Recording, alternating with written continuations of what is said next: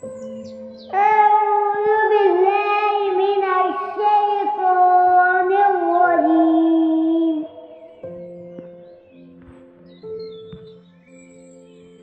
بسم الله الرحمن الرحيم.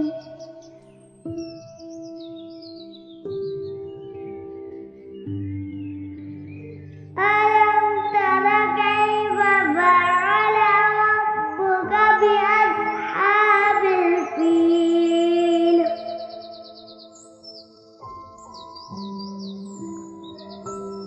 ألم يجعل كيدهم في تضليل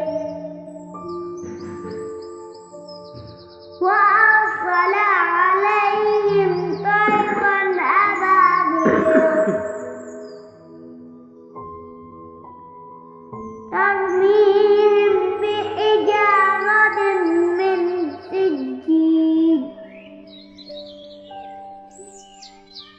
فجعلهم كعصف مأكول.